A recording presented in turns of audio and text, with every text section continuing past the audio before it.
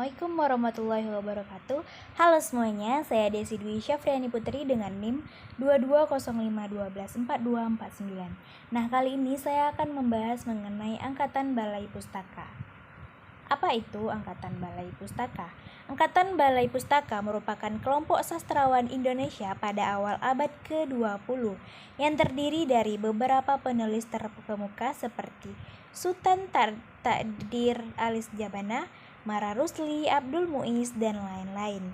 Mereka menerbitkan karya-karya sastra dalam berbagai genre, termasuk novel, cerpen, drama, dan puisi. Karya-karya mereka mencerminkan perjuangan, aspirasi, serta pemikiran pada zamannya, menyoroti tema-tema seperti nasionalisme, modernisasi sosial, dan budaya. Mereka memainkan peran penting dalam pembentukan identitas dan kesusastraan Indonesia modern.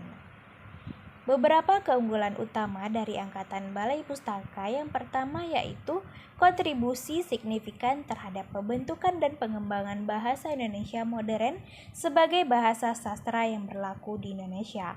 Kemudian membuka jalan bagi prosa fiksi modern dan mendorong perkembangan kesusastraan Indonesia secara luas. Selanjutnya, penekanan pada isu sosial, politik, dan budaya pada zamannya yang memperkaya pemahaman masyarakat tentang kondisi masyarakat saat itu. Selanjutnya, pemajuan identitas nasional Indonesia melalui pemaparan keberagaman, tema, dan gaya sastra yang menggambarkan kekayaan budaya Indonesia. Karya-karya mereka terus menjadi bahan bacaan penting bagi penelitian dan pembelajaran mengenai sejarah dan perkembangan kesusastraan Indonesia. Selanjutnya, beberapa tokoh penting dari Angkatan Balai Pustaka yang meliputi yang pertama itu Sultan Takdir Alis Jabana, penulis terkenal yang dikenal dengan karya-karya seperti Tenggelamnya Kapal Van der Wijk dan berperan penting dalam pengembangan prosa modern Indonesia. Selanjutnya ada Mara Rusli, penulis yang dikenal dengan novelnya Siti Nurbaya yang menyoroti isu-isu sosial pada zamannya. Selanjutnya ada Abdul Muiz, pengarang Salah Asuhan yang menjadi karya klasik dalam sastra Indonesia yang menggambarkan dilema dan konflik nilai pada masyarakat kelas menengah pada masa itu. Selanjutnya Armin Peng, penulis novel dan cerpen yang terkenal dengan karya seperti Belenggu yang menyoroti konflik batin tokoh-tokohnya dalam masyarakat kolonial. Selanjutnya Idrus, penulis penting dalam novel terkenal yang menyoroti konflik sosial dan budaya di masyarakat pada masa itu.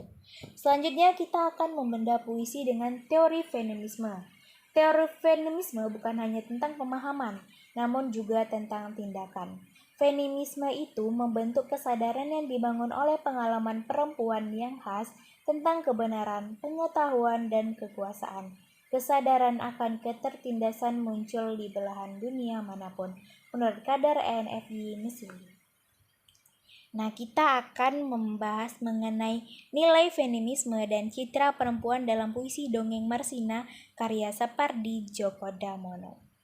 Analisis terhadap berbagai kajian atau teori sastra, teori feminisme dalam puisi berjudul Dongeng Marsina karya Sapardi Djoko Damono memberikan gambaran perempuan secara implisit maupun eksplisit dalam puisi tersebut. Nah, dalam analisis ini menggunakan pendekatan dengan teori feminisme untuk mengkaji citra perempuan dan teori feminisme dalam puisi Dongeng Marsina karya Sapardi Djoko Damono. Berikut beberapa nilai feminisme dan citra perempuan yang ditemukan dalam puisi Dongeng Marsina oleh Sapardi Djoko Damono menurut Artante. Pada umumnya, pandangan masyarakat ini wanita memiliki ketelatenan dan kecermatan dalam melakukan setiap pekerjaan. Kedudukan dan guna istri begitu penting dalam urusan rumah tangga.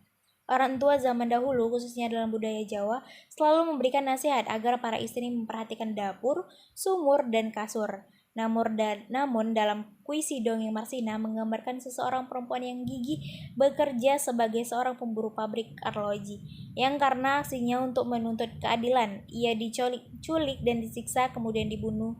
Nah, berikut kajian feminismenya. Marsina buruh pabrik arloji, mengurus presisi, merakit jarum sekrup dan roda gigi. Waktu memang tak pernah kompromi. Ia sangat cermat dan pasti. Marsina itu arloji sejati, tak lelah berdetak memintal kefanaan yang abadi. Kami ini tak banyak kehendak, sekedar hidup layak sebutir nasi. Menurut Damono. Kutipan teks puisi tersebut menggambarkan sejarah jelas bahwa Marsina sebagai tokoh perempuan, kebanyakan perempuan yang dipandang dari segi psikis memiliki kecermatan dan kegigihan dalam melakukan pekerjaan yang tertuang pada teks puisi ya sangat cermat dan pasti. Marsina di sini digambarkan seperti Djoko Damono sebagai sosok perempuan yang hebat dan kuat berjuang demi memenuhi kebutuhan keluarga. Marsina juga digambarkan sebagai tulang punggung keluarga yang bekerja untuk memenuhi kehidupan sehari-hari. Dari analisis tersebut dapat diamati bahwa Marsina selain menjadi ibu rumah tangga, ia juga menjadi buruh pabrik. Hal ini membuat Marsina sebagai seorang perempuan mempunyai tugas ganda, yaitu mengurusi urusan domestik dan mempunyai peran publik.